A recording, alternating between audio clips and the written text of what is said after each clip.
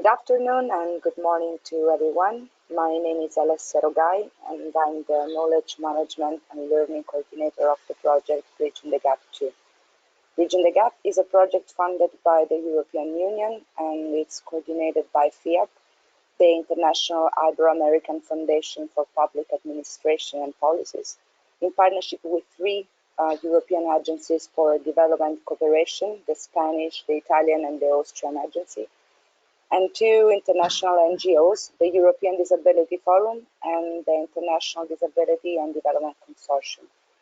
Bridging the Gap is a targeted thematic response to the requirement to make development cooperation accessible to and inclusive of persons with disabilities, which is an obligation for European Union and member states as parial to the Convention on the Rights of Persons with Disabilities, and which can have a significant impact in improving the social inclusion and promoting the rights of persons with disabilities.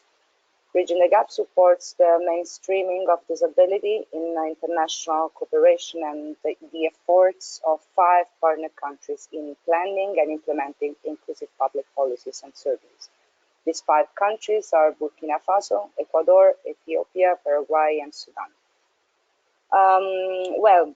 Today we reached finally the 10th session of this cycle of webinars organized by Bridging the Gap that from the beginning is trying to explore different topics involving also international experts.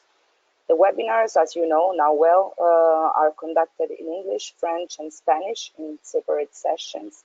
And you can find all the previous recordings on our website, on the Facebook and Twitter pages, and of course on our YouTube channel. You will find the links here in the chat box in a while. So, well, as I said, today is the 10th session it will be about advocacy programs. Disability advocacy is crucial for empowering persons with disability to exercise their human rights and avoid discrimination. Disability advocates work to ensure that the voice of the person with a disability is heard and is central to the decision making in all areas of life that affect them. Often national and international policies to support implementation of the Convention on the Rights of Persons with Disability are absent, inefficient, or not turning into practice. Implementing advocacy program implies influencing policy decision makers, those who can legislate, negotiate, or set budgets relating to formal public policies. Advocacy is central to delivering social change.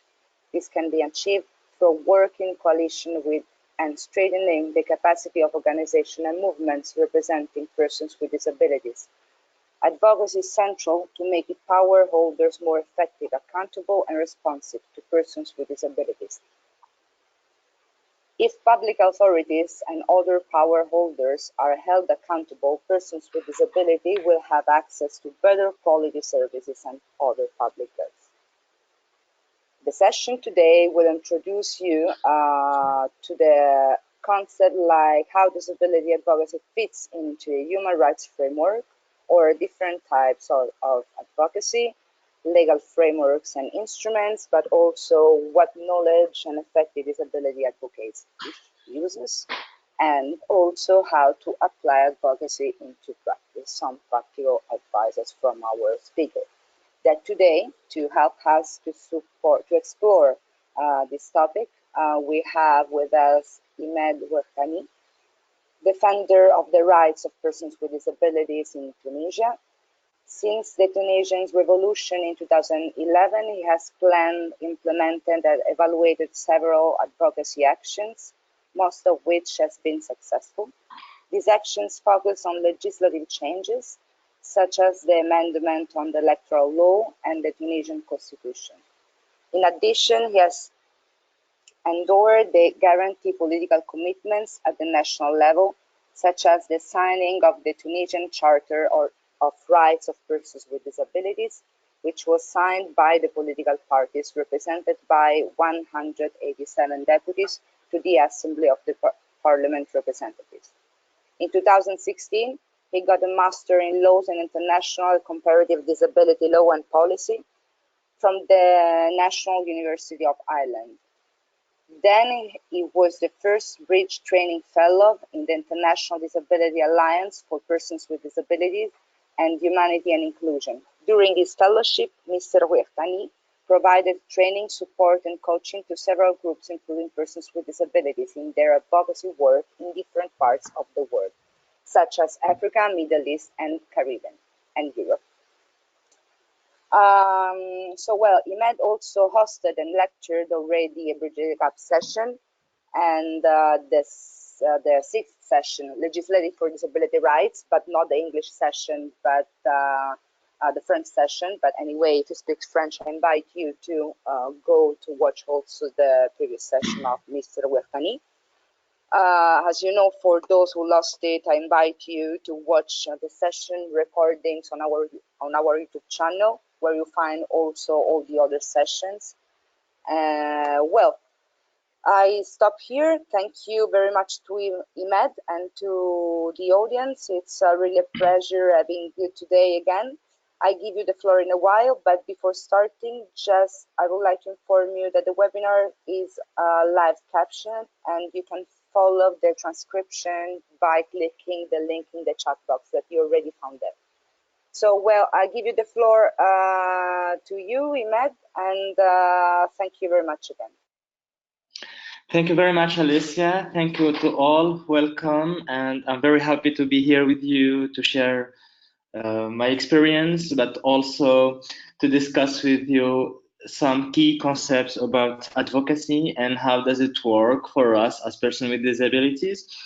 I will try during this presentation to be clear and also to have some examples to use from my experience, and also I'm really waiting for your questions to help the presentation.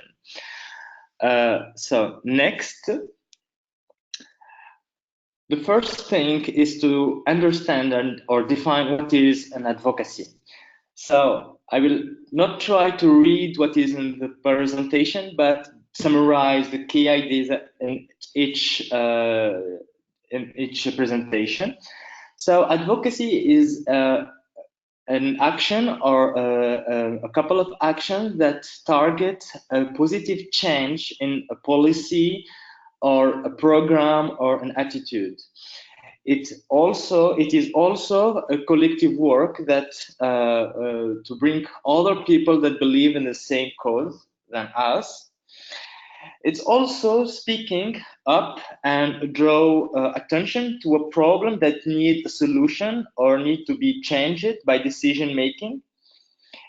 And finally, it's also to insert in the public debate a problem that to be solved by a positive change. Here, the key idea is the word positive change.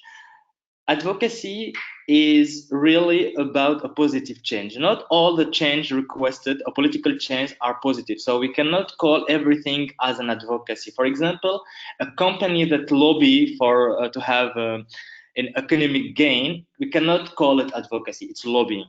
So it's different from advocacy. Advocacy is really providing or targeting a positive change. Next.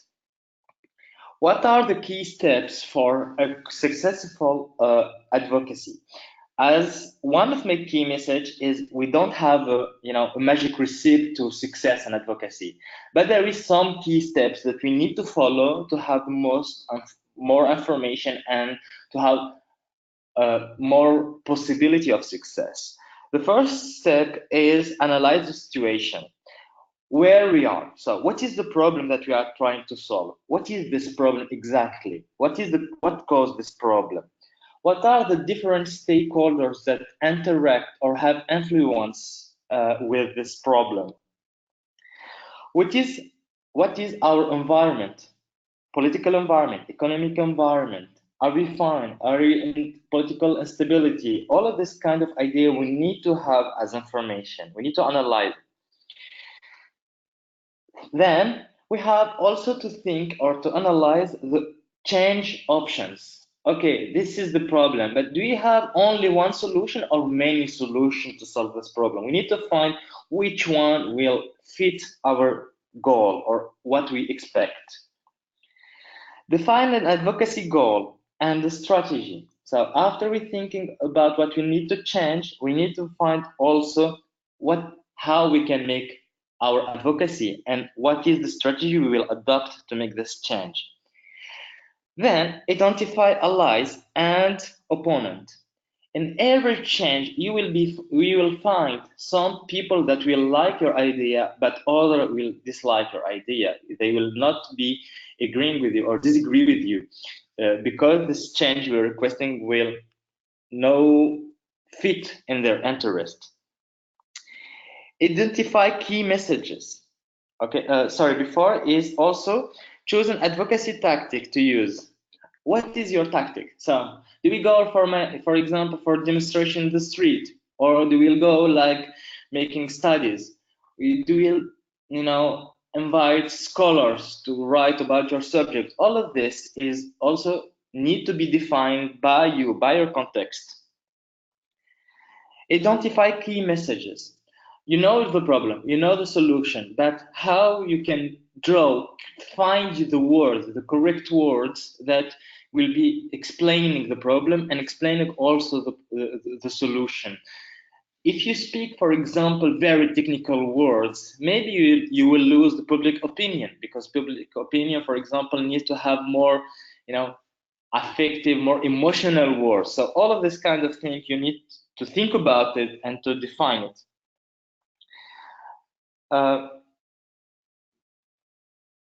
Also, you need to develop an advocacy plan. So all of this, you analyze your situation. Now you can start to make an advocacy plan. Step 1, step 2, step 3. Okay, write the manifesto, for example, organize meetings, and all of this take time. So an advocacy is not about 1 week or 1 month. It can take years. For example, in Tunisia, for the one article in the Constitution, Article 48, we spent 4 years. 4 years to have only one article in the Constitution. It takes us time, but all of this need to be defined and scheduled. Sometimes, if you have a good schedule, if you have a good plan, you have the ability to be more flexible if something happens. Set a schedule and responsible. If you have like a plan and a schedule, you need also to define who is responsible for what. Sometimes we know the plan, we know the schedule, but people say, no, it's your duty, but it's not mine, and I forget to do. So if you set from the beginning who is responsible of what, it will be more clear, more efficient to achieve the goal. Certainly, you need to prepare a budget. Everything needs money, so you need to prepare a budget. Sometimes the budget can be found by mobilizing human resource volunteers and all of these kinds of things that can reduce the funds. So then mobilize your funds and start to make your strategy. Run, track, and evaluate the planning. So then after you will start, you can run and track. You need to track and evaluate where you are in your campaign for advocacy. You need to present your message through media, through public opinion, through public manifestation. You need to prepare and to present your message. Use the media. Media right now become very important. It's the fourth power, as you say. So you need to have some link, some entry point to the media. Manage meetings and write advocacy letters. So you need to have the most written papers, things that you can track, and you can have also materials you can share with other people, and we will see why. And then monitor and evaluate the action. Do we succeed? Then we need to create an indicator to see if we succeed to have our advocacy plan achieved or not. Next, First step is to define the objective of the advocacy. We will see how to do it, but before we need to define what do we mean by objective and cause. The cause to define. So the cause to define is the problem that need to be solved by a political action. As you know, many problems are not related to political action. Sometimes it is also about awareness raising. But here, to have more systematic change, we need to also work in political actions. Overall objective is the purpose, and I prefer to call it the dream. The dream is something very, the best, what we need to have as the best, achievement. For example, have all social protection inclusive for persons with disabilities. Have all children with disabilities in regular school and scholarized. This is the dream. So, and then we have the specific objective. The specific objective is the target, is the direct change, is the cause of our campaign, is the cause of our advocacy. The specific objective is one part of the global objective. We need to work because most of DPOs are not very rich, so it's very hard to work to achieve directly the overall goal or objective. We need to work as a specific object step by step. And we will see how to do it. Next. So the first step, analyze the situation. To analyze the situation, you need to collect data. So the data will allow us to have what kind of data? First of all, we need to have quantitative and qualitative data, information that can support the advocacy campaign. Quantitative and qualitative means that we need to have numbers, data like money, budget, all that kind of very quantitative data and reliable data. But also qualitative data also means we need to have also some testimonies of people that suffer from the problem that we need to solve, because an advocacy campaign works in both sides. We target the intellectual part of decision makers, but also the effective emotional parts of decision makers. Why? Because emotional also part will allow us to have the sympathy of public opinion. We need to have both sides. Sometimes the public opinion will not mobilize or will not sympathize with numbers and some kind of technical things. It's very important to have both sides of the data. The target, the political decision makers, who will target? Is it the parliament? Is it the local official? Is it the government official? Is it the minister? Who is the subject of our advocacy campaign? Who has the power to decide that the modification or the positive change need to be occurred? Who have the last signature, I will say, okay? So then we have ensure the support. Build alliance with other actors, individuals, or group who support our cause. For example, here, if you have like a very big star in your country, for example, if you have people like very known for their legal capacity or their capacity to influence the public opinion, a football player, for example. In Tunisia, we use this, for example, to have this constitution modification. We called someone who is very known, and all the media call him to give his opinion about the constitution. So when we wrote our proposal for one article, we called this person to write it. And then when we said, okay, our proposition is from this person, it was very well because he's a very known individual. He became our ally, and he went to media to defend our cause, and it works. And Just for the anecdote, he's actually running for the presidential. This person is running for the presidential of Tunisia. So we hope. Okay. Then we need to analyze also the context about the knowing what is the context of our country. Is it a political, economic, or social? What is the political, economic, and social context of our country? If we need, for example, to build or to increase the budget of one minister to have inclusion of person with disability, saying, for example, the Ministry of Education, do we have money? Where is the money from to have this inclusion? Is it maybe from the Ministry of Social Affairs? Are we other country in economic crisis? Are we in political crisis? Is there any election soon so that we can use and to have like some promises from political parties or political leaders? Also, find the channel of communication. What are the best channel television that works, very well known, or watched or heard?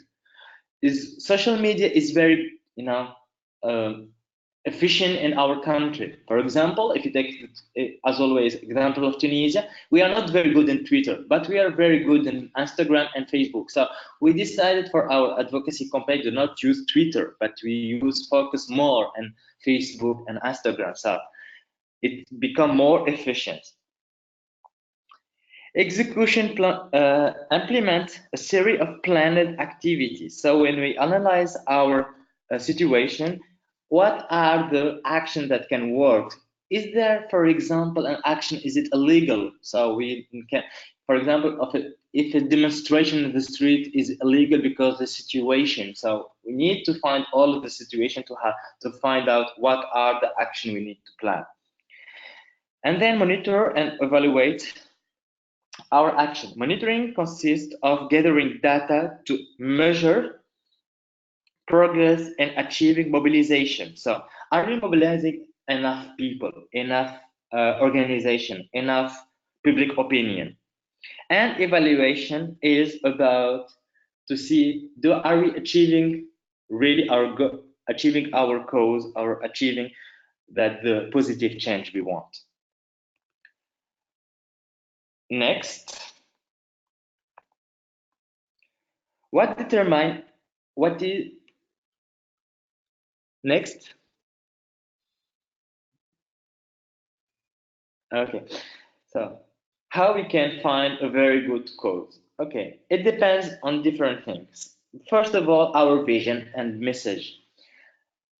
What is our vision about the problem? What is our message about the problem? The analysis of the cause. For example, we know the problem, but when we analyze the situation and we analyze the cause that we want to defend, we find it very, very hard to change. It does not mean that we need to make it like or to delay what we want to do, but maybe to think about going for another step before to defend this cause, because it's very, very hard to defend it or to change it. And then understanding the cause of the problem. If we don't master what is our subject, we cannot make a very successful advocacy plan. If we don't master, for example, what the CRPD says about inclusive education, what the CRPD says about social protection, what the special reporter says about social protection, what does it mean, social protection? As always, and I always say it, person with disability or our movement is very, very good to highlight the problem, but we lack capacity to highlight the solution. So we need to master both the problems by our data, but also the solution and where we can find the solution. We need to also master what are the legal obligations, what are the political obligations. For example, the legal obligation is from the CRPD or from our national law. The political obligation is from the SDG, the Sustainable Development Goals, is about the program of the political parties. So we need to master all of this kind of information. Next. Necessary condition to choose a good cause of an advocacy. A good cause of an advocacy must be precise and axial. We need to have a precise cause to defend, not to be like, maybe is this, the problem is this or this, and the solution maybe can be this or that. No, we need to be very, very precise. This problem is this thing, and the solution is this. And axial, it means the positive change we request will change a lot of other things. For example, if there is a decree and the law that are against the CRPD, do we focus on the decree or in the law? Axial means we need to focus in the law, because if we change the law, the decree will be easier to change. It's one of the examples, for example. Okay, another thing is provide opportunity to achieve easy success, link it to the cause, and ensure future success. Why I say this? Because, as I said, an advocacy campaign takes sometimes years. We need to have a plan that we can highlight easy success, the first step. For example, if one ministry went out and say, we adopt the charter, which is a political thing, so it's not an obligation, but he said it. He said it. So it's a very easy success and a first success, but will push other organization, people to have more motivation to continue the fight, to continue the advocacy campaign. I will take an example. When we created the Tunisian charter, we created 15 points for political parties to respect. One of them is the creation of a commission in the parliament about the rights of persons with disability. Two easy success we had in the first 2 months. One, the prime minister went out in the public speech and said, and we will make real the Tunisian Charter of the Rights of Persons with Disability. Wow, it was amazing, and people have more motivation. The second easy success, and the parliament was elected, and they created the fifth commission, which is about the rights of persons with disability. So people started to believe in our campaign, and we had more mobilization and more people. And the last one, and related, is the code that mobilize people that want and believe in our cause. So if you try to defend something which is okay, it's a right, but it's for a minority of people, like that are rich, like, for example, an example I always say is example to have a reduced flight ticket for international travel for persons with disability. Is this something that mobilizes people with disabilities? I don't think so. So maybe we need to focus in something that mobilizes more people. And then if you want to focus on this, it becomes after. So it's really important to choose the cause that you need to defend. Next. I'm hoping that I'm not going too fast and it's clear. So how to analyze a cause and transform it as an objective. I will take an example. Okay, the problem is most children with disability in age of schools are outside the regular schools. This is the problem. This problem is caused by different things. Okay, we need to analyze. We call that the trees of problem. The trees of problem. We have most children with disability are not oriented to schools. I will take one branch of the problem because we don't have the time to see all the problems. So this branch is I will take the other one.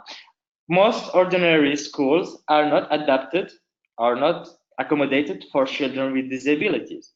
This also can be explained by most teachers are not trained about inclusive education. Also, another problem is education structure are not accessible. This also can be caused from another problem, or another idea is education materials are not adapted for children with disabilities. This is our problem, okay? This is the problem we analyze. This is the causes of our big problem. Now we will transform it as the solution. As you can find in the right side this is the trees of the solution or the trees of our objective. Our dream is to make most children with disabilities have access to ordinary schools. And our objective is also most primary schools are adapted for children with disabilities. Most teachers are trained for inclusive education. Education buildings are accessible, and then education material are accessible. Next. Okay, this is our trees of problem and trees of objective. Now our strategy, what we will choose to work on. Our campaign, our advocacy campaign. As you can see, there is a lot of other causes. The problem is very big, and there is a lot of causes that create this problem. But for an advocacy campaign, we will focus on only one branch of the street, which is our expected result. We will try to make an advocacy campaign to make most teachers are trained for inclusive education. So we need to go to the ministry. We need to find out there is any budget for training of teachers. Is there how the teacher training works? So all of this is our first campaign, advocacy campaign. Another one is education building are accessible. How does it work? Do we have a standard of accessibility in our country? Is there any budget for modification of schools? Is there any program, international cooperation program that works to improve the education system? So we need to have this. We will work only on this branch. Working in this branch, we will have an effect, which is the specific goal, the specific objective, sorry. The specific objective is education, schools are adapted for children with disability, and then we will have an inclusive education.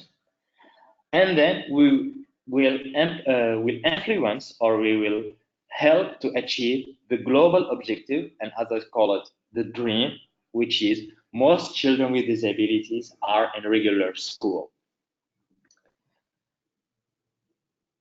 As you can see, there is a lot of problem, but our advocacy campaign will focus on only one branch because it can affect the overall objective.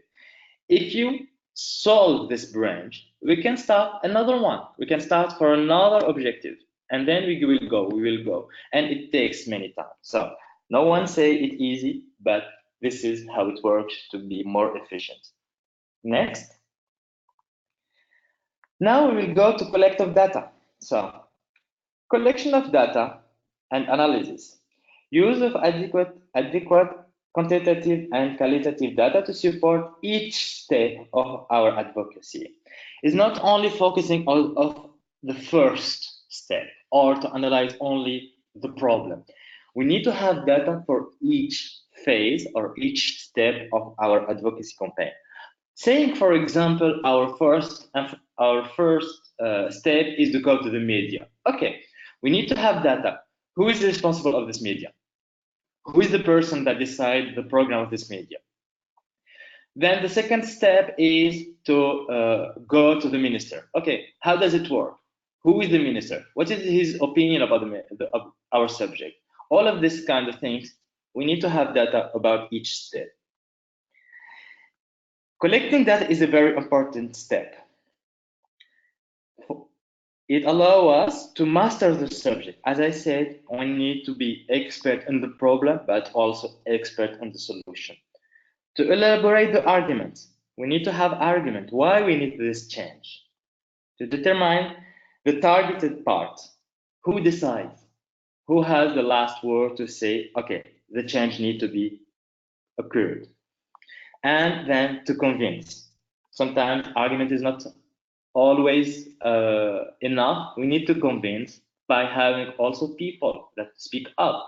If you have, for example, people with disability, intellectual disability, that have been denied their legal capacity, maybe if you have people that can share their experience, it can convince decision maker, and public opinion, that change need to be occur to let people have legal capacity.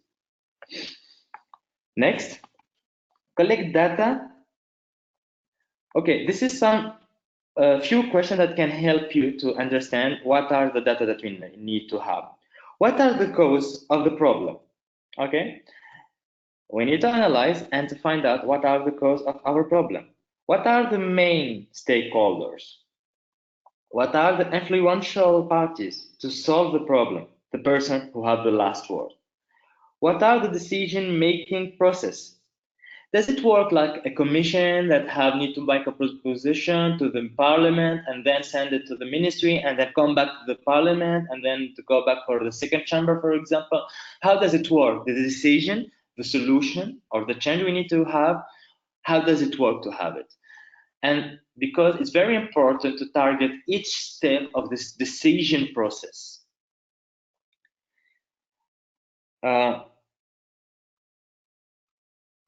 Next. Okay.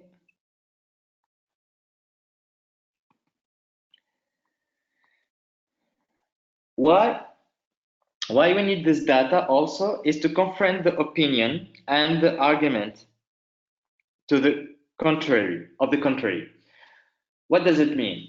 If you need to change a situation, it means that the situation is already here, is already there. So this situation existing now is based on some argument, some idea that have been created previously. So we need to have what are these arguments, what are these ideas to have the capacity to make them to prove they are wrong and things change and the reality change. So we need to have data to prove this. Also change the focus on the problem. Sometimes the problem is people analyze the problem as is caused by the person with disability itself. For example, we will say, and I will take a concrete example, the inclusion of persons with disability in a regular school is because children with disability are not able to be included because they have a high level of support. Okay, how we can change this? How we can change the focus of the problem? Maybe we can change it to say, okay, the schools are not enough accessible for children with disability, and we can prove it by collecting the data. How many money, how many dollar, dinar, euro you are putting for inclusive education? Do you have in your system, support person for education for children with disability? Okay, how you can say that children are not able to be included if we are not having yet the system to prove it wrong? Support the successful action and program. If you have data that proves that there is something works in our country for inclusion of persons with disability, having data will prove it works. So we need to comfort it. We need to highlight it. But also having data will allow us to have a revision of the inaccessible strategy or program. Sometimes people think it's good or it's enough, or our policy is fine because people are enjoying their rights. For example, I will take the same example. Having people in special schools or institutions is fine because they enjoy their right of education.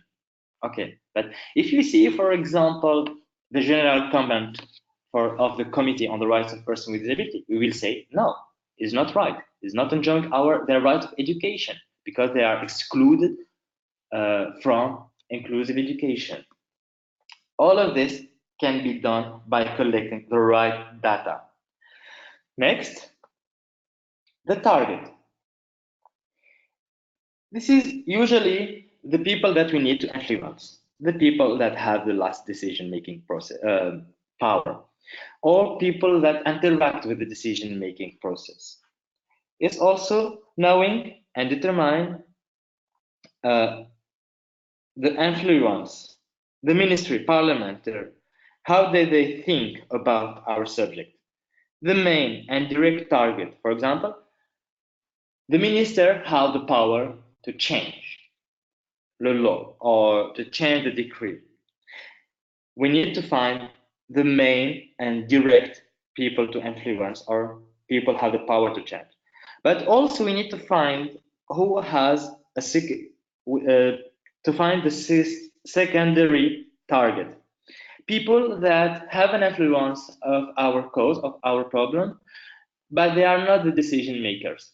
For example, the chief of the office of the minister, he has a very, very important role to play, to propose to the minister, for example, or to open the door of the minister. We need to find it and to find out how we can reach also this person. We need to develop a map or a diagram of power. Maybe the degree is going from top down to the top up, how the map works, how the power is related. For example, a president of political parties have a secondary role. He can influence the minister. Sometimes in some country, the political party have more power than the ministry in itself. So maybe we can target the political party directly. Next. It's the same idea, so in this slide, so I will try to go just very, very quick. One of the ideas that we need to have about the decision-making process is the opinion, the first idea, the opinion of this person, of this commission, of the people that constitute this commission about our subject. For example, what is the idea of the Ministry of Education about inclusive education? What is the idea of the Ministry of Social Affairs about social protection for people with disabilities? Do they have an opinion about this? Where we can find it? In media, in interviews, or maybe in direct, like in the program of the political parties. So we need to have all of this idea to find the correct word that we will use and the correct argument that we will use. Is it against our idea in the first place? Do we have ever like hear this person or this entity or institution being against our change? But also we need to have to find this person, also to have how we can interact, how we can enter in contact with this person. Maybe one of us, one of our team, our ally, have a direct relationship with this person through his relatives, wife, cousin, have a personal relationship with this person, have a personal link with this person. It sometimes works because it's easier to work and to discuss with the person than with the minister, to the minister. To discuss with the person is easier in the coffee in the house of this person than rather than discuss with him in the office of the ministry. Sometimes it's easier and we can have personal relationship with this person. So next, who are the stakeholders? In our different subject or campaign or advocacy campaign, there is a lot of stakeholders. During the planning of the campaign, it is necessary to determine the stakeholders. Education, for example, if I ask you what are the stakeholders of education, you can find, for example, is another organization that work for education, UNICEF working for the education, parents, an organization of parents, the labor group that work for education.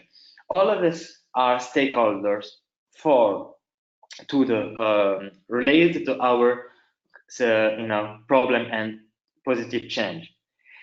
People influenced this by the cause. So are they only children with disability? If we, for example, target the amelioration of education, there is also a lot of other people influenced by our cause, other children, other parents, people who can influence the cause.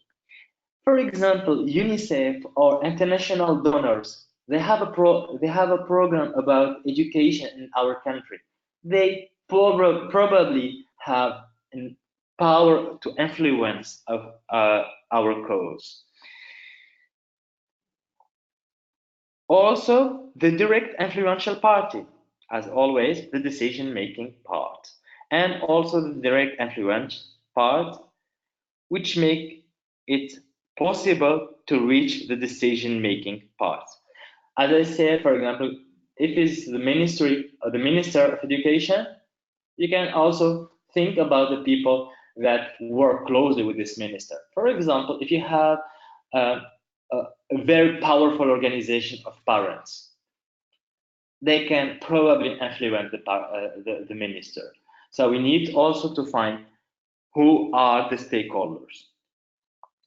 Next, what kind of change we will need? It depends on our target. If we target, for example, an institution, a government, a minister, the system, I can resume it as if you target a system.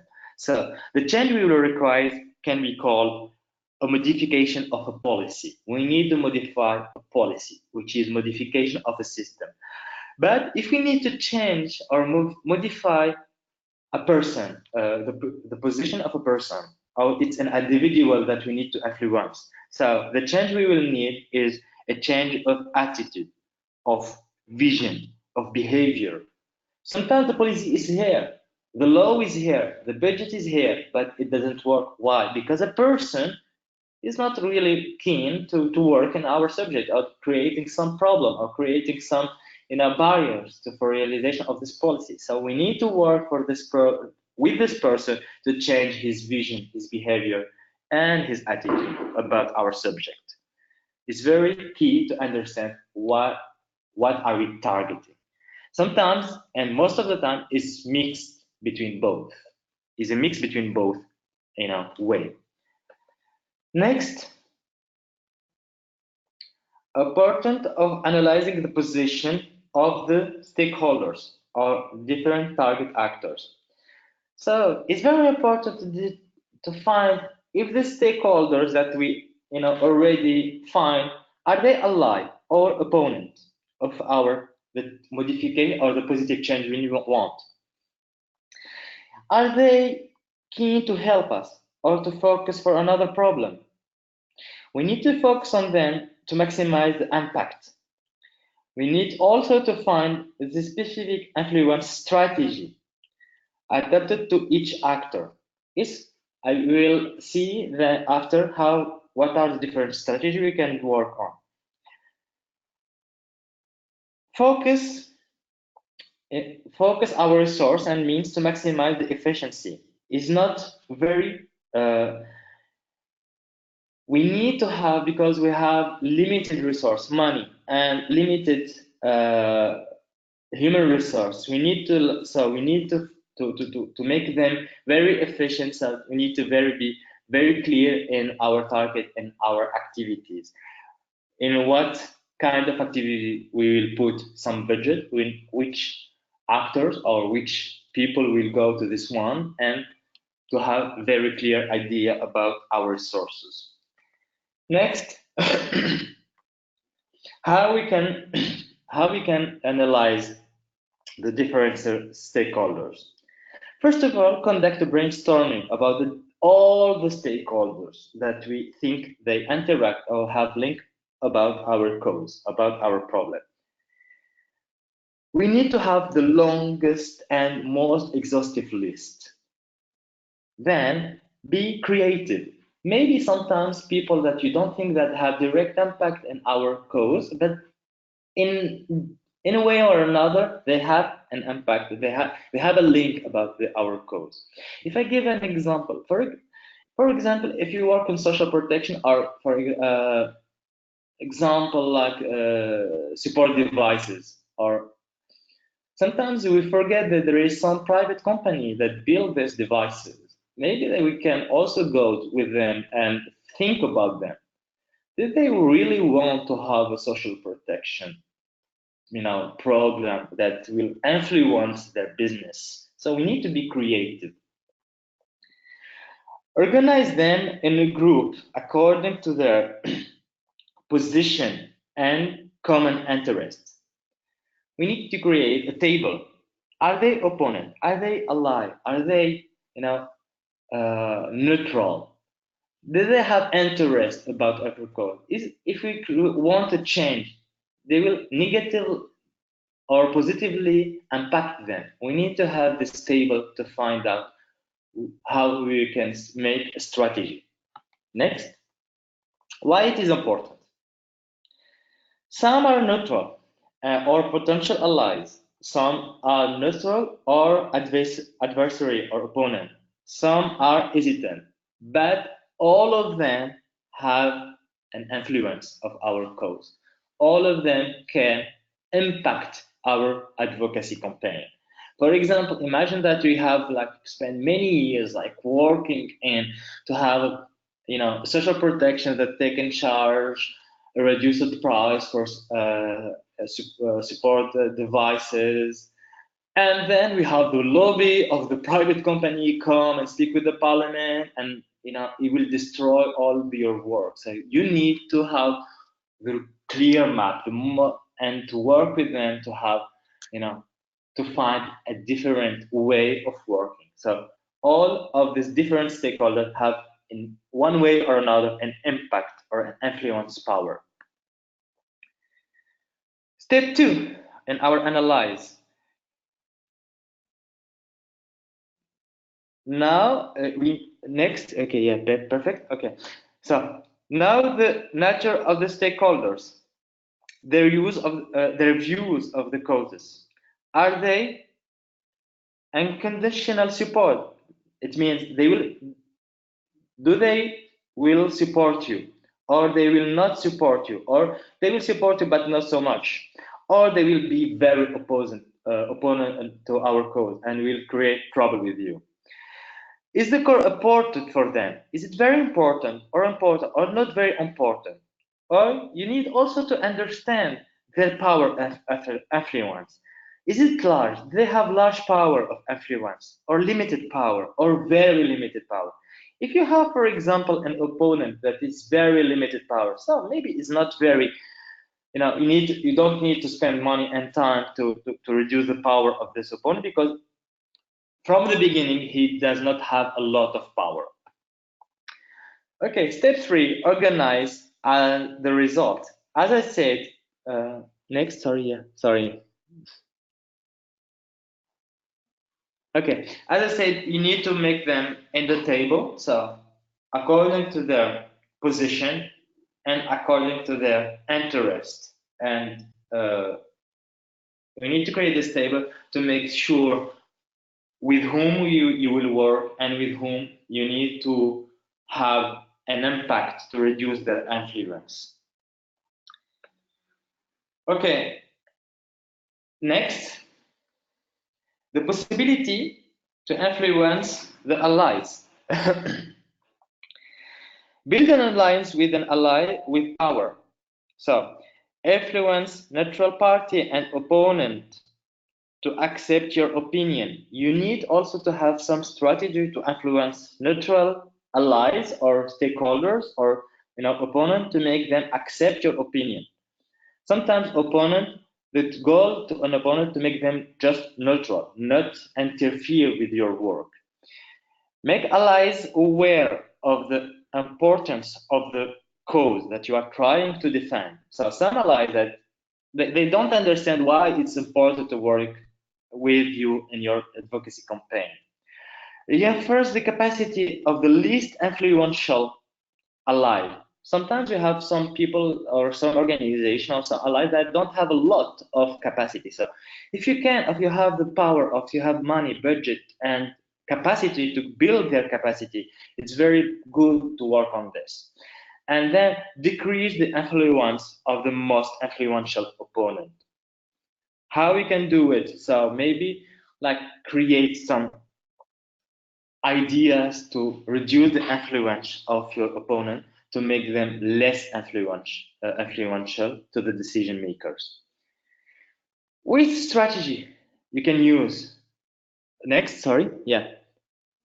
Which strategy you can use to make all of this? You can use the intellectual orientation. So base it on logic, base it on research, information, studies, scholars' work. You can also work in cooperative, based on common interest. For example, okay, we need to work on this. I have a funder that I can apply for a project Do you want to have to work with this project with me? We can have funds together. We can have to submit a project together. We will have, for example, for private company, your gain will increase because we'll have some more social protection, and the state will, support people to pay the devices that you are selling. Legal orientation or legal strategy. For example, if an opponent is using not legal strategy or illegal ways to work, so maybe to seek the legal basis. Okay, this person or this organization is not respecting the law. And political orientation, insist in the political causes related to the issues. You can also provide some argument that is very pure political argument. The problem can be solved not by the law, only by changing the position of the person, of the decision makers. All of these are ways to influence allies, but also the decision makers. Next. Documents that are needed to develop for your campaign. So, developing main messages. You need to have a document that you will put all the key messages you need to work on. Brief presentation of the campaign policy. Why? Because you need to have funds. So this brief presentation will support you to go to funders and to go to people to seek some resource, but also to seek allies. We are working for social protection because of this, and we're working like this. And having a brief presentation will help you to have quick allies and also easier to have funds and resources. Detailed report about the campaign policy.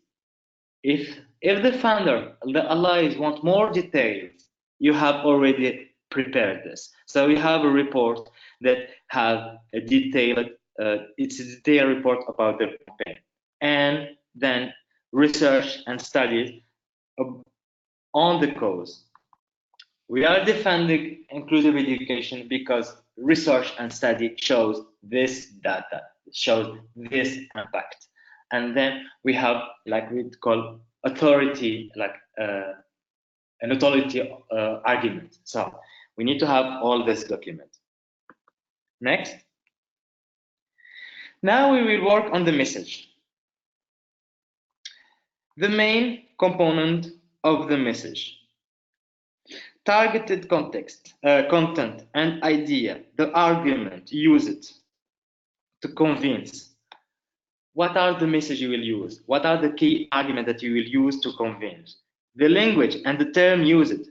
For example, if you have a second language in your country, is it like better to use the second language or to use your first language? For example, in Tunisia, we have the French language is our second language. But when we write a message or when you speak to media, it's not very well seen if you speak French. It's better to speak Arabic, and Tunisian Arabic is more better because you're not an elite person. So sometimes it's very great to find what are your language, the language you will use and the term that you will use. For example, imagine that you are defending the cause of person with disabilities, and you will use in media or with people with special needs, or people that have problems, or people suffering from disabilities. Terminology and word is very important. So you need also to use very correct words. The form. So what kind of form that you use to transfer your message or to share your message? Is it a letter, a meeting, advertisement, or a radio station, a music, a song, a short movie? All of this is also a way to think about it. The correct and adequate space, time and space. What is the best time to present your message or your letter? What are the correct place to present the message? For example, if there is an election, an election process, maybe it's very good to take this opportunity to present your messages. And imagine, as an example, I always say, imagine that you are working for people, for person with disability that live in poverty, and you make your conference in 5-star hotels. Is it really like credible that you are working on this? It's very, very important to define also the message, the place and the correct time. For example, if your country, and it's happening in Tunisia sometimes, we have a tourist attack. It's not it's not the moment to work on something like very specific on disability. Sometimes because the country is not the correct time in this, because something very sad happening. So sometimes it's very important to choose the correct moment and place. Sorry. Next. The characteristic of a good message. Explain the essence of the problem. We don't need to go like sentences and metaphors and examples and blah, blah, blah. No, you need to explain very quick, very strict, and very clear what is the problem. It needs to be clear the problem is this thing. And the emotional and in addition to the intellectual effect. So, as I said, you need to target both sides of the brain. You need to target the intellectual side of the brain, of the decision maker, of the public opinion, but also the emotion of this. One of the examples, I don't know if you know it, but it's happening in the US when they wanted to make the law, the American Disability Act, when like media shows a little girl like trying to go from the stairs without his wheelchair, and all the media make this picture of a little girl going to the Congress without her chair and claim and go to the stairs. It had a very, very important impact. So the law was one of the sides with the intellectual, with the argument. These images also helped that the law have been adopted. Focus on awareness, interest, and motivation to act.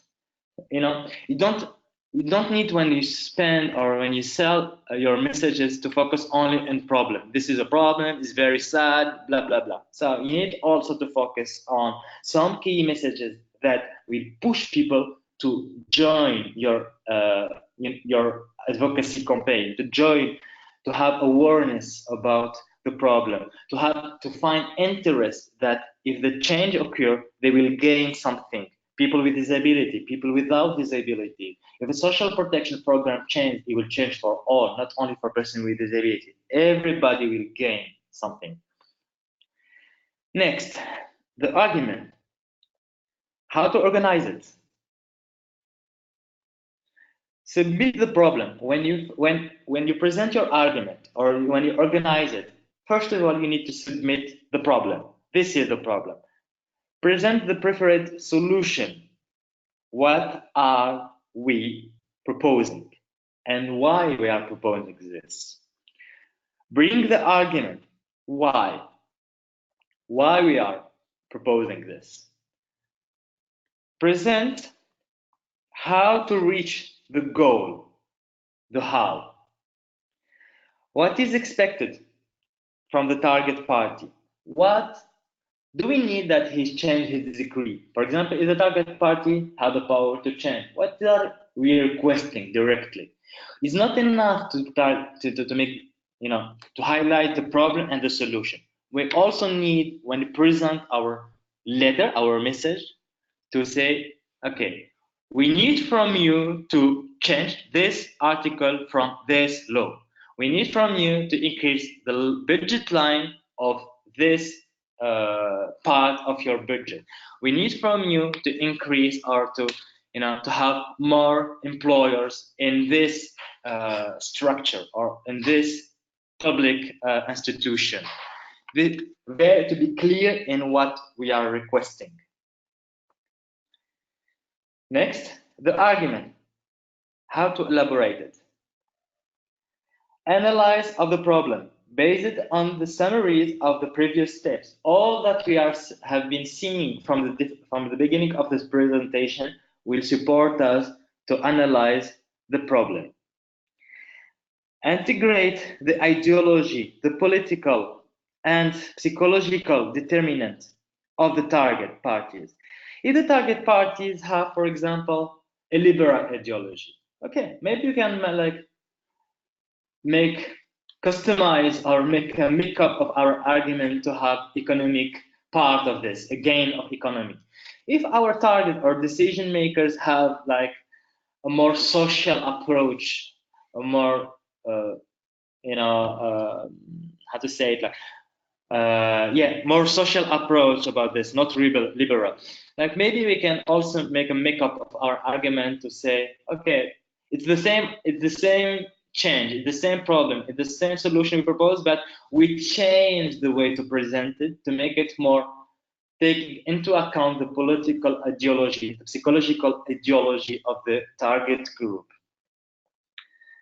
Okay, what opinion the subject they have about the subject, and maybe we also, if you have the idea about what they think about the subject, about the change we are requesting, maybe also making clear that the idea is wrong because of this argument. Or if they are supporting, say for example in interview 2 years ago saying that the system needs to be changed, maybe you can code this interview and make it like clear in our letter to send to him. Mr. Minister, we remind you, and we are very happy that in 2014 you said and you code and you push it to be like more to respect his promises. Next, mobilization of resource. It is a decisive step to translate the objectives into a reality. Human resource, experts, volunteers. If you know the problem, you know the solution, but you need experts to support you. Sometimes you can find experts that will work with you because they believe in your cause. Sometimes you need some money to pay a consultant. But a personal recommendation, it's always very bad to let the consultant make the work only by itself. You need to work with the consultant because you need also to become the expert of the solution. The expert and the consultant will be here and will disappear after. If you want him again, you need to pay him again. So if you have a consultant opportunity to have a consultant with you, work with him to become an expert of the subject.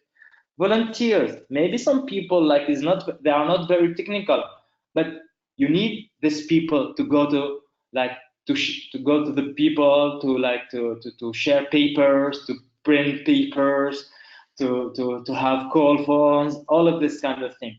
You need all the people, you need all the resources. Everybody is important in a campaign. It's not because you need to have only experts. From all person in our campaign is important.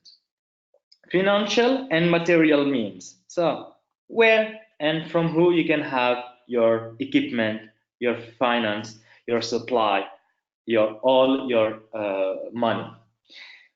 Why is very important.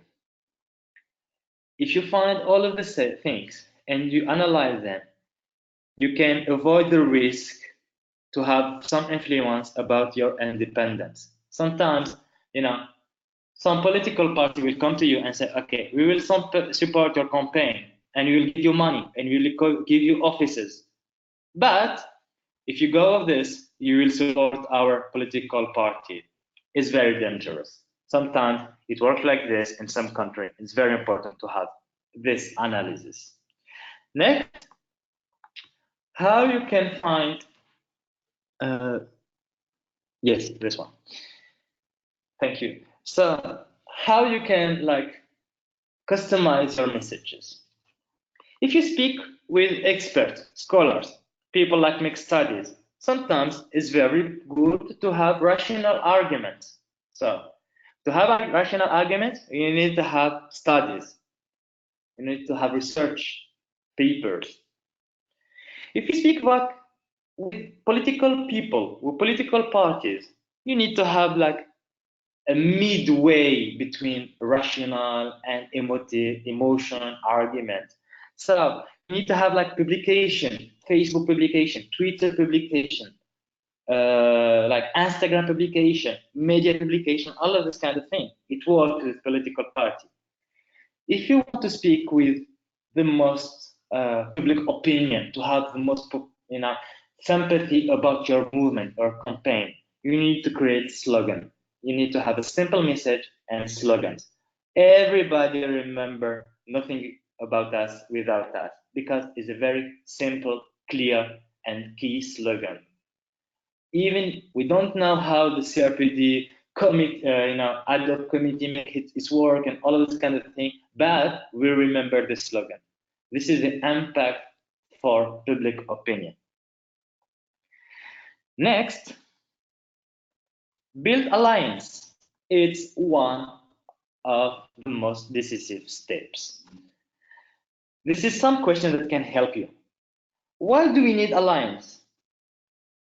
Do we have the capacity to do all the work only by ourselves? With whom and why? Do we need, for example, to have a private company with us in our campaign? Do we need to have the UNICEF, the UNESCO, the OHSR with us? Why do we need them? What organization to ensure what organization to ensure a flexible and participatory approach and horizontal decision leadership?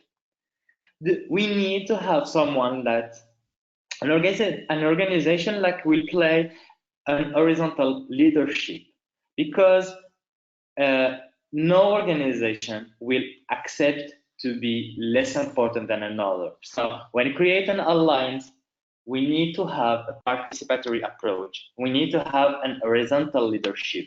We don't have a boss.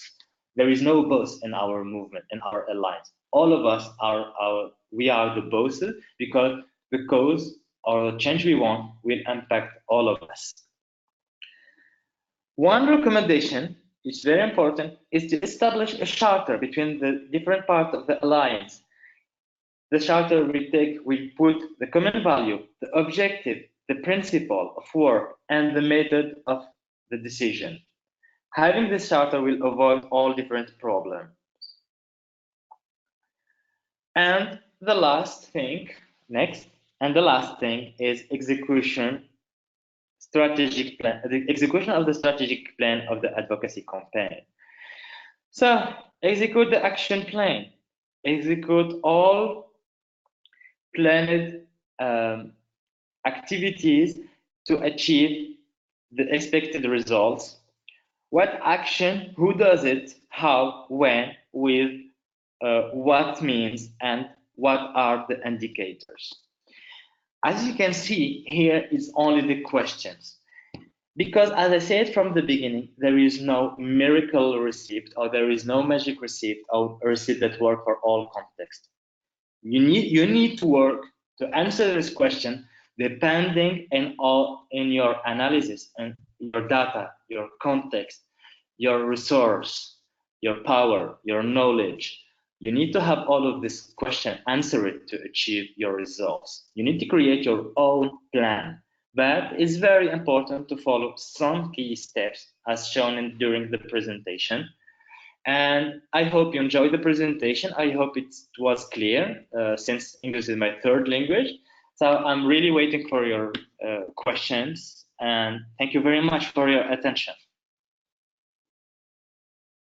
Thank you very much, Imed. Really interesting, I think. So now we start also the debate. Sorry, it takes a little bit longer, but I thought that it was really worth to continue with the whole presentation of Imed.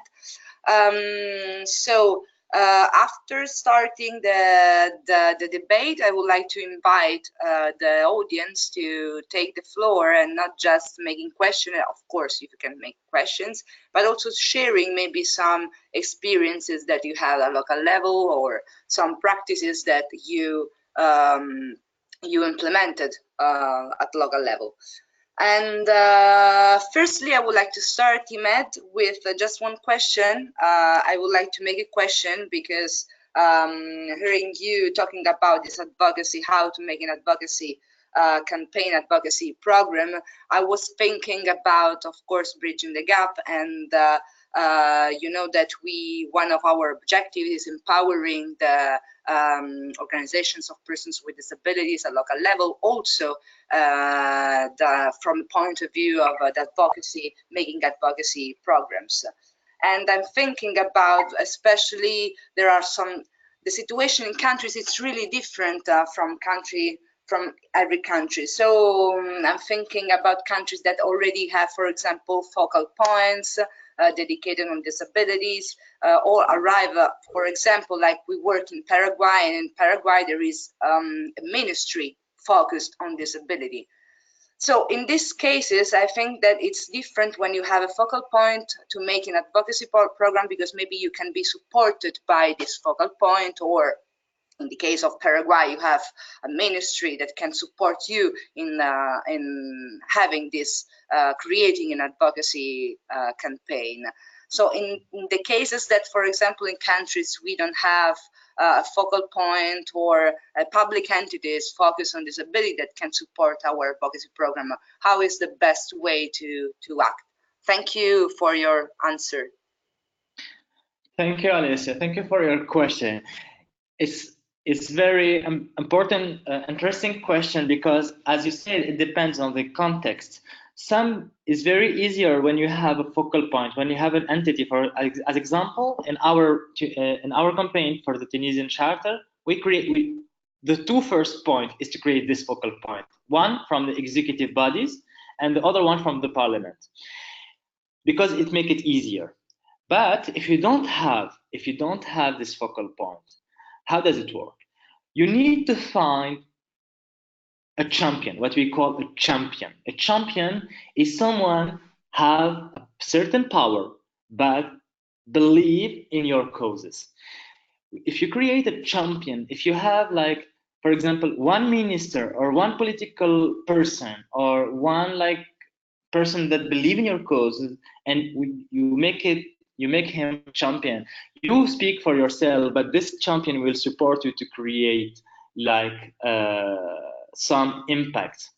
Another idea is to work, first of all, of the systematic change. As I said, sometimes there's a mix between people that don't like or don't know how to make the positive change, but sometimes the problem is from the system. You can work to make the change happening by, first of all, make the harmonization between your law, and the CRPD, because, as I remind, because Article 33 say it clear that any country need to make a focal point from different ministries and different level of the country to have focal points to support the implementation of the CRPD, and also have a coordination body that support also the monitoring of the CRPD. Maybe one of the starting points is to create this one, because there is a legal obligation for these countries. Maybe it's one of the idea. If your country does not having ratified the CRPD yet, maybe the first advocacy campaign you need to do is pushing your country to ratify the CRPD, and then have other things. This is the idea. I hope I answered. Yeah, thank you very much. I would like to add another comment, even a more difficult situation connected to this argument that we are talking now, and participants ask and how to advocate in countries in which freedom of speech is restricted. So even hard the challenge. It's harder. Perfect point. Before 2011, Tunisia was a dictatorship. We were under a great dictatorship. How we worked? We worked by saying, we are not here to be against your program or against your regime. We are here to support your regime to become more beautiful, more how to say it, more friendly, funder friendly, international funder friendly. Like, so we are here not because the problem is not because of you, because there is a lot of things that we can adjust, and we are here to support you. We are not opponent against you. We are here to support you and to support how you can do a better job. And it's a different. As I said, there is a different political approach and orientation to influence. As you say in the presentation I demonstrate, there is a legal one to say, okay, here there is your legal representation. This is your legal obligation. But there is also one other argument, a common interest. Mr. I don't know, Minister, Parliament. Okay, you want to have more, fund from USAID, maybe to have more funds from the French cooperation, the international cooperation. Okay, we have Article 32 of the CRPD. They say all the obligation, all the international cooperation needs to take into account persons with disabilities. Now, most of the international agencies take into consideration persons with disability. So what we want from you, we are here to support you to write and have more funds because you are respecting the CRPD. I know it's very complicated. I know it's very political, but as I said, choose your terms, choose your words and your messages. You can, as I say, make a makeup. The problem is not, is not from because the politics. The problem is because of funds. Maybe if we know that the problem is politics, is also how you can choose the correct word, don't have trouble. But also use also the soft power. The UN system. The UN system have the obligation to have, if you say, I want to report something and I want to be protected, anonymous. I want to be anonymous. The UN system have the obligation to make it like this, and also go directly to the funders. Okay, we want you to create this project for our countries, but you have the obligation because the CRPD Article 32 and Article 4 say this. So you can influence the decision making without even speaking about freedom of speech. We are speaking about social protection. As I always say, no one will be against persons with disabilities. It's too rushed to say, no, I'm against the rights of persons with disability. They only will say, we don't have budget, we don't know how to do it. So only answer this one. We are not speaking about rights. We are speaking about funder, budget, policy, even it's not the total truth. I don't know if I'm allowed to say this. Thank you. I hope I answered. I think it's really difficult indeed. I'm receiving a lot of messages because you know, as you know, Imed, we have connected today, but as usual to our webinars, people from all around the world, from really different countries, and indeed I'm receiving a lot of comments and questions with the cases in which it's the government or the focal points that block the conversation with the civil society organization or DPOs. They don't include them in the table of discussion. So this is, I think, it's a really common problem from the audience that we have today, because I'm really receiving a lot of comments about it. So I don't know if you have any other comments about it, or just maybe I can ask you to, if you, I don't know, share some other experience from other countries. You are also an activist, or maybe I'm thinking, for example, now if you know if there are some projects or yeah, some project in which we can find some aggregation of good practices of advocacy campaigns and program, or a platform in which our participants can go and share experience or find some good practices on successful advocacy campaign. Okay. I don't know. Yeah. Just first of all, I want to come back about not being in the table of negotiation and having people like block the conversation of the participation approach. One is now we have the CRPD, and the CRPD says clear. Like Article 4.3 says all the things concern person with disability need to be shared and have the opinion of person with disability. This is a legal argument. Okay, so we need to have like to put if for example we make the analysis of the problem and you find the problem is the first step of your problem is the person and that supposed to support the implementation of the security is the problem. So maybe your first campaign or advocacy campaign is to reduce or to have like a more friendly relationship, especially if your country is in very very dangerous political situation that you cannot like critique, you don't have freedom of speech. Okay, maybe you can make an approach like we are friends with you, Mr. Decision Maker or Mrs. Decision Maker. So what we want is to become friends with you. We can support you to make your better job. So we don't block our work. Is the case, for example, in some Arab country when we have the commission, which is the commission is the problem. And we try to make it like, okay, we have some people, our people, the people that understand the CRPD here. But also sometimes maybe we need to remove all stereotypes about these people. Maybe they don't know the CRPD. Maybe they are just here because they are good in politics. They are not good in human rights, and they are not good. They think they are doing well.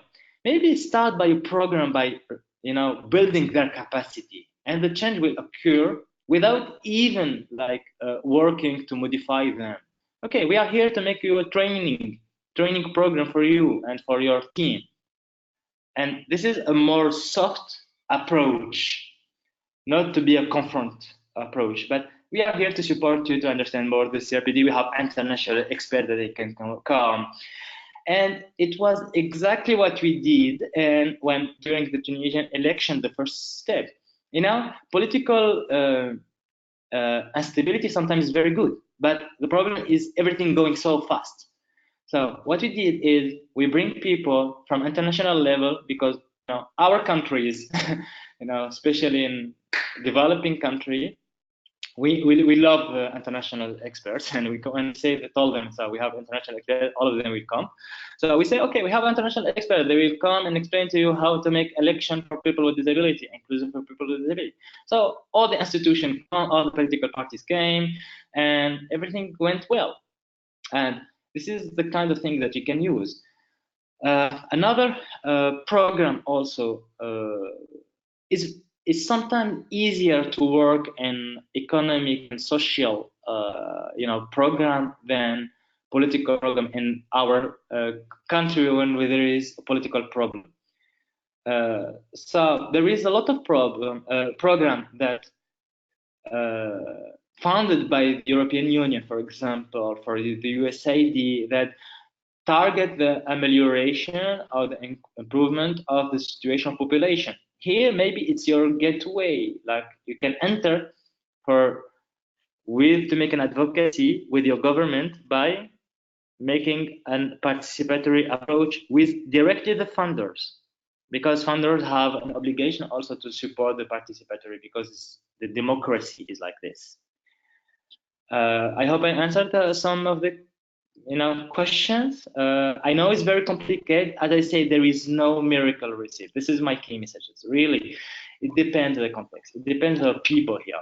As I said, if you do, if you come back of the presentation, it's probably the one person. Maybe you need to work on his vision, behavior, attitude, in one way or another. Have common interest. Have like, I will say I will say something like maybe it's not politically correct, but for example, it was one of our idea. We know that the parliament in Tunisia don't need our money, but what we say, what we propose to them, doesn't work yet because we don't have fund, is to send them to the parliament, European Parliament, because in the European Parliament, I think they have something about disability rights, person with disability rights. It's not about like making them, really understand, but it's just to have them common interest. We pay you the travel to go to Europe, to meet, to have your political agenda, and we will become friends with you, so we can influence you better, easier, because we paid your travel. Sometimes it's a little bit like very direct thinking, but it's advocacy like this. Yes, exactly. I agree with you, Imed. Thank you very much. I would like to just give the floor for the last question. Christelle Jurillo, she raised also her hand, but she wrote a question. How can we appeal to emotions without perpetuating feelings of pity? I would like to give the floor to her just to explain a little bit better the question. I give you the floor, Christelle. You can talk. Yes, hi. Hi. Can you hear me? Yeah, of course, very well. Yes, hi. This is Crystal Joylo from UNICEF Disability Section. So I was wondering, because you were saying that we need to appeal to emotions, but I've had this experience before from advocacy campaigns where some stakeholders say that we shouldn't, for example, show children in wheelchairs that are not getting into schools because it's not accessible, and it can create these feelings of pity among the public and decision makers, and that could be perceived as negative. And I was wondering maybe if best practices, for example, could be as impactful, or any reflections you have around this would be interesting to hear. Thank you. Thank you very much. Thank you for your question. And it was really one of the challenges we faced and is always facing, because let's be clear, we need both. So we cannot like say we don't need emotion. We need both, the intellectual part and the emotional part. One of the good practices we find is to have the emotion without like showing people directly, like showing pictures, how to say caricature, caricatures, or Alicia, can you help me? Sorry, what again? I need to find the word caricature. Yeah. Some pictures like highlighting the problem without making picture of real people. Sometimes we also need to have only code, because in emotion we have different steps. Picture have more impact on the people. If you like, I totally agree. When you show like children in wheelchair, a picture of a real children in wheelchair is like 100% pity. But if you have this picture and then a key message behind the picture, I'm not lonely, I will have 50% of my people like me does not access school, blah blah blah. You have like data, we have emotion. It's not like showing the reality. The thing is trying to put the emotion as showing the reality. It's not the poor guy or the poor girl. Is what we are discussing here with our number, with our data, with all our technical words, how this is how it come in reality. For example, code experience of people is very positive, because they choose the word they want. We are not here to show their pictures. They have chose their own word to express what they are facing.